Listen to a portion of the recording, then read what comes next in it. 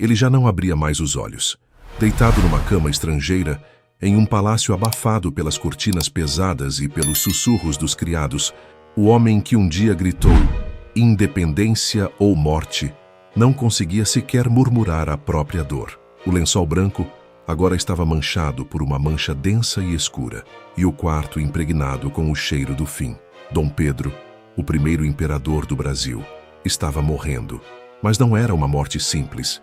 Não era a partida de um herói em paz. Era a lenta deterioração de um corpo marcado por batalhas, doenças e culpas. Seus pulmões, corroídos pela tuberculose, o faziam tossir sangue em intervalos regulares. A cada golpe de tosse, seus olhos marejavam, não apenas de dor, mas talvez de lembranças. Ali, em Lisboa, exilado do trono que criara, separado da terra que proclamara livre, o imperador apodrecia como um estrangeiro esquecido por todos, exceto por uma coisa, um segredo que carregava no peito, algo que jamais confiara nem mesmo aos mais próximos, algo que ele levaria até o túmulo, como uma praga silenciosa, enraizada em cada decisão, cada explosão de fúria, cada beijo roubado e cada execução ordenada. Mas para entender a podridão que consumia Dom Pedro, é preciso voltar. Voltar para o menino que chegou ao Brasil ainda com os olhos de príncipe e o coração dilacerado. Filho de uma rainha detestada e de um pai sombrio, Pedro cresceu entre tapetes sujos de sangue e vozes abafadas pelas paredes do Paço Real. Não havia ternura, só medo, poder e intrigas. Aprendeu cedo que um gesto mal interpretado poderia custar a cabeça de alguém. Ele tinha apenas 9 anos quando os ventos da Revolução sopram sobre Lisboa, obrigando a corte portuguesa a fugir. O pequeno Pedro atravessa o oceano num navio empesteado de ratos, cânticos religiosos e orações desesperadas. A travessia não foi apenas marítima, foi espiritual. O príncipe europeu se tornou tropical, selvagem, indomável. Começava ali a formação do homem que governaria com punhos, lágrimas e açoites. No Brasil, o jovem crescia como um fogo fora de controle. Era admirado por sua beleza, a pele clara, os olhos vivos, o porte de guerreiro. Mas por trás do charme, havia uma mente inquieta, tomada por impulsos. Dom Pedro era cruel e encantador, generoso e imprevisível. Amava com a mesma força que odiava. E quando não conseguia dominar seus impulsos, quebrava objetos, gritava com os súditos e, segundo rumores abafados pela corte, batia na própria esposa. Mas não era apenas desequilíbrio emocional. Seus ataques de raiva vinham acompanhados de tremores, espasmos e, às vezes, segundo relatórios médicos secretos da época, de apagões mentais que duravam minutos inteiros. Quando retornava, não lembrava o que havia feito. Esses episódios eram tratados como temperamento, gênio forte, mas muitos viam neles a sombra de uma insanidade que corria pelas veias dos Bourbons e Braganças. Havia algo nele, algo ancestral, algo podre. O jovem príncipe que desembarcou no Brasil não era apenas herdeiro do trono, era herdeiro de uma linhagem corroída por alianças forçadas, casamentos consanguíneos e segredos que fediam como carne exposta ao sol. Na aparência, Pedro era quase perfeito. Alto, esguio, de fala firme e olhos magnéticos, mas por dentro carregava feridas invisíveis. Ele cresceu entre festas suntuosas e reuniões de Estado, mas também entre sussurros de traições, olhares de ódio e quartos onde a realeza escondia seus pecados. Aprendeu a rir quando queria chorar, a aplaudir quando desejava gritar e, sobretudo, a controlar com dureza tudo que ameaçava escapar ao seu domínio. Mas havia algo que ele jamais conseguiu controlar: o próprio coração. Dom Pedro se apaixonava com frequência e intensidade. Sua alma era uma tempestade, e seu corpo um escravo dos impulsos. Teve dezenas de amantes, em todos os cantos da corte. Cada novo romance acendia rumores. Cada nova filha bastarda era ocultada com pensões e silêncios pagos em ouro. Seus amores escandalosos alimentavam a ira dos conservadores e o desprezo da própria esposa, a imperatriz Leopoldina. Leopoldina, vinda da Áustria, mulher de ciência, diplomacia e fé, tornou-se prisioneira de um casamento devorado pelo abandono e pela humilhação. Amava o Brasil mais do que ele, Escrevia cartas desesperadas à Europa, implorando compreensão para o caos que vivia ao lado do marido. Pedro, quando não estava entre os braços das amantes ou nas salas de guerra, afundava-se em cavalhadas perigosas, consumo excessivo de vinho e crises de fúria. Havia vezes em que desaparecia por noites inteiras, retornando ao palácio sujo de lama e cheiro de prostíbulo.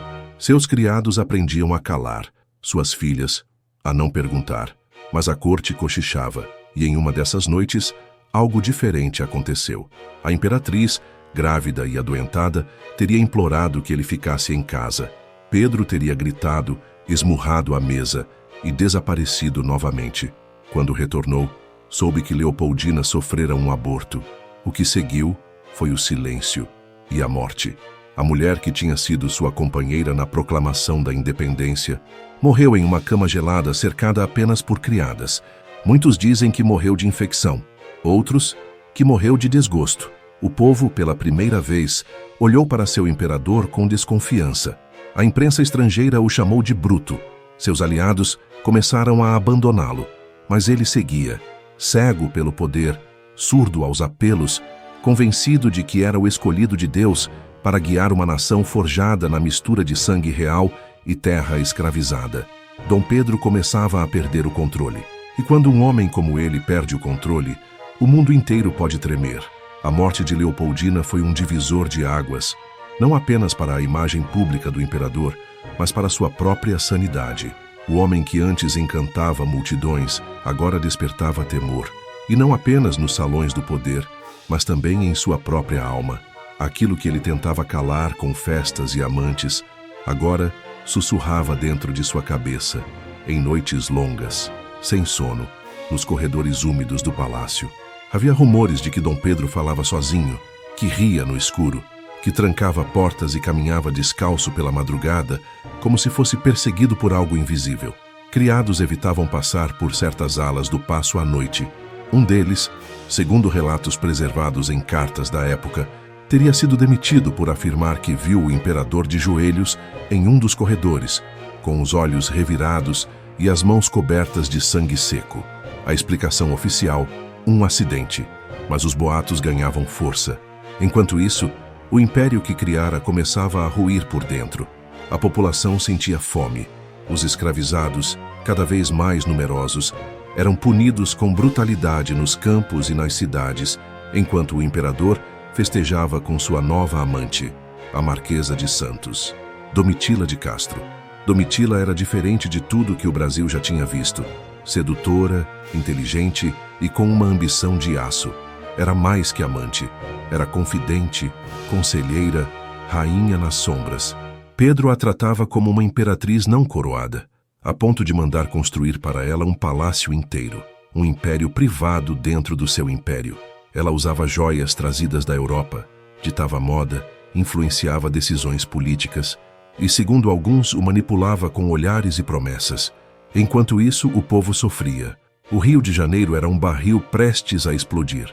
Miséria, doenças, revoltas abafadas com violência. Mas dentro dos salões, os bailes seguiam. Ao som de harpas, cristais tilintando, perfumes importados mascarando o odor da decadência. Dom Pedro já não era mais o jovem príncipe libertador. Agora, era o imperador cercado de fantasmas. Fantasmas da esposa morta, das decisões erradas, dos corpos castigados por ordem sua. E, acima de tudo, o fantasma de algo que ninguém sabia nomear. Algo que crescia em sua mente como uma erva venenosa, alimentada por dor e remorso. Em certas madrugadas, diziam os criados, ele gritava sozinho. Nomes, datas, orações truncadas. Depois, silêncio absoluto. Ninguém ousava entrar no aposento.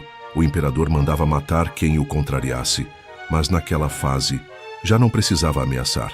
Bastava o olhar, um olhar cheio de dor e de algo mais sombrio ainda. Aos olhos do mundo, o Brasil era agora uma monarquia independente, mas por trás da pompa e da liturgia imperial, escondia-se um império frágil, dividido e corroído por dentro. Dom Pedro, cada vez mais instável, governava como quem segura as rédeas de um cavalo enlouquecido, ora puxando com força brutal, ora largando tudo nas mãos de seus conselheiros e amantes. Em seus últimos anos no Brasil, a tensão era palpável. A política mergulhava num pântano de intrigas. Rebeliões regionais começavam a brotar como feridas abertas no mapa da nação. Em Pernambuco, na Bahia, em São Paulo, a resistência crescia. E os jornais, cada vez mais ousados, chamavam o imperador de tirano, de desequilibrado, de assassino de rainhas. Dom Pedro respondia com censura, com tropas, com o silêncio frio de quem já perdera o senso de realidade. Seus próprios ministros temiam os acessos de fúria. Documentos secretos da época revelam que o imperador jogava objetos, destruía móveis e, em mais de uma ocasião, teria agredido servidores em pleno gabinete. Um médico da corte registrou que Pedro apresentava sintomas típicos de distúrbios nervosos agravados, tremores constantes, enxaquecas violentas, alucinações. Mas ninguém ousava diagnosticá-lo como louco. O imperador era intocável, e ele sabia disso. Foi nesse cenário de caos interno que a tragédia maior se desenhou. Portugal, sua pátria de nascimento, vivia um vácuo de poder. Uma guerra civil, onde a sucessão ao trono estava em disputa entre seu irmão Miguel e sua filha Maria. E Pedro, em meio à própria ruína no Brasil, decidiu abandonar tudo. A corte ficou em choque. Como um imperador abandonaria o império que ele próprio havia criado? Como poderia deixar o trono para um filho ainda criança e partir para tentar reconquistar o que já havia perdido na Europa? Mas Pedro não via outra saída. A dor, a culpa, os fantasmas, o império rachando, tudo parecia empurrá-lo para o Atlântico. Era como se ouvisse vozes, como se estivesse sendo chamado para corrigir algo antigo, profundo, ancestral. Antes de partir, ele escreveu uma carta, deixada lacrada, entregue apenas a seu filho Dom Pedro de Alcântara, o futuro Dom Pedro II. Ninguém sabe ao certo o conteúdo da mensagem, mas historiadores relatam que o menino chorou ao recebê-la e nunca revelou a ninguém o que havia nela. Foi assim, entre sombras e despedidas, que Dom Pedro deixou o Brasil. Lisboa o recebeu com silêncio. O povo não aclamava o filho pródigo. Não havia tapetes vermelhos nem multidões extasiadas. Apenas ruas úmidas, fachadas desbotadas e o peso do passado. Portugal estava em ruínas. E ele também. A guerra civil entre liberais e absolutistas já ceifara milhares de vidas. O irmão Miguel governava com punhos de ferro, em nome de um retorno ao autoritarismo. Dom Pedro, por sua vez, desejava devolver o trono à sua filha Maria, uma jovem quase sem voz, usada como símbolo de um liberalismo idealizado. Mas o que movia o antigo imperador brasileiro não era apenas política, era obsessão, era culpa, era a ânsia de apagar os erros do passado com sangue e glória. Logo após desembarcar, Pedro reuniu forças. Um exército improvisado de jovens sonhadores, velhos soldados e ideólogos românticos. Cruzaram vilarejos, ocuparam fortalezas, mas também enfrentaram derrotas, emboscadas e doenças. O próprio Pedro, enfraquecido, dormia em barracas de campanha, tossia sangue sob o frio cortante da serra e se recusava a recuar. Um de seus ajudantes escreveu num diário perdido: Sua Majestade não dorme, não come, apenas fita o nada, como se visse vultos onde não há nada. Às vezes fala sozinho, às vezes grita nomes que não conhecemos, como se buscasse alguém que nunca esteve aqui. Naquela fase, a deterioração era evidente. Seu corpo magro escondia a antiga imponência. Suas mãos tremiam, seus olhos ardiam, mas seu orgulho, esse nunca vacilava. Em batalhas, Pedro ainda empunhava da espada, ainda marchava à frente de suas tropas, mesmo com os pés ensanguentados, mesmo com febres violentas. Ele havia se tornado uma figura espectral, uma lenda viva, assombrada por si mesma. Os soldados o viam como um mártir, outros como um louco útil, mas todos reconheciam algo. Dom Pedro caminhava para a morte e parecia saber disso. Mesmo assim, venceu. Em 1834, após meses de conflito, o trono português foi devolvido à sua filha. O povo o chamou de herói. Os jornais o compararam a figuras clássicas, mas a verdade é que ali não havia mais um homem. Havia apenas um corpo gasto, um olhar vazio e uma alma despedaçada. Dom Pedro se recolheu num pequeno palácio nos arredores de Lisboa. Deixou de aparecer em público. Não recebia visitas. Não respondia cartas, apenas escrevia. Escrevia cartas intermináveis, bilhetes desconexos, anotações em latim, português e francês, como se buscasse decifrar o próprio destino entre as palavras.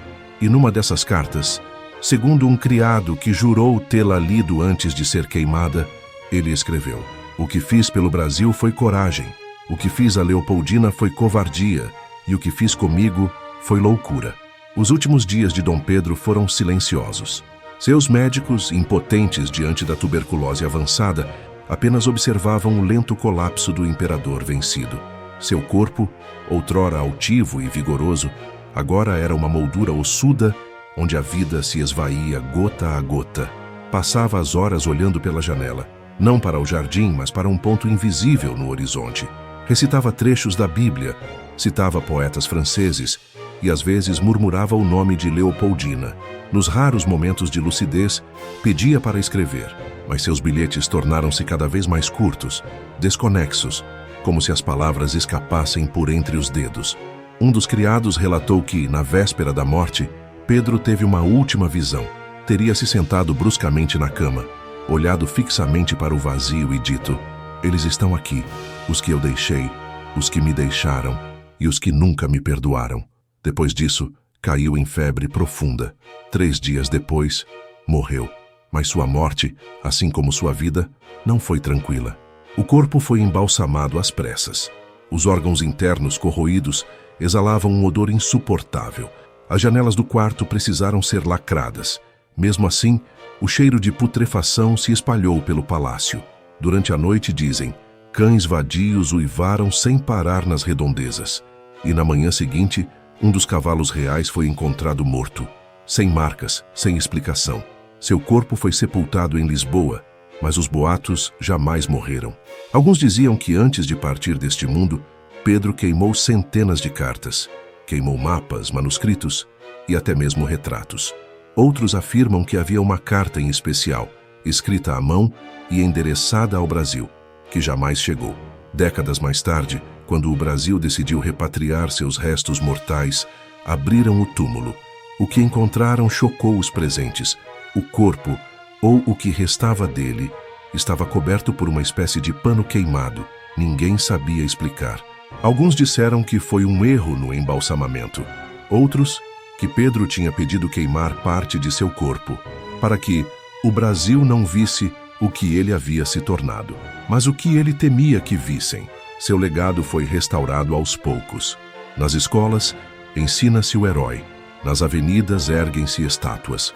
Mas ninguém fala dos acessos de fúria, das cartas destruídas, da imperatriz morta em silêncio, do quarto onde ele gritava nomes no escuro, o imperador fundador, o libertador. O homem que declarou independência às margens de um rio morreu rodeado por segredos, e o maior deles jamais foi revelado. Dom Pedro, o nome que ecoa nos livros, que batiza ruas e escolas, que figura nas datas das provas de história. Mas que Dom Pedro é esse que aprendemos a admirar? O libertador, o proclamador da independência, o herói romântico montado num cavalo branco? Ou o homem atormentado, infiel, colérico, o viúvo que gritou sozinho nas noites mais escuras de um império prestes a ruir? A história oficial o pinta em traços retos, como se a verdade fosse linear. Mas o passado não é uma linha, é um labirinto. E no centro desse labirinto estão os homens reais, feitos de carne, contradição e silêncio. Dom Pedro I fundou um império e depois o abandonou. Governou com coragem, mas também com punhos fechados. Amou com intensidade, mas destruiu quem mais o amava. Libertou o Brasil, mas deixou que fantasmas tomassem conta de seus corredores internos. A verdadeira história do nosso primeiro imperador não cabe em uma frase, nem em uma estátua, e talvez nem mesmo neste vídeo. Mas se ela te tocou, se de algum modo essa narrativa fez você enxergar além do bronze das esculturas, então este canal já cumpriu sua missão. Aqui, no Contos da Corte, nós não contamos histórias como elas foram ensinadas. Nós cavamos fundo, nos lugares esquecidos, nas páginas rasgadas, nos nomes sussurrados e nos olhares apagados da memória.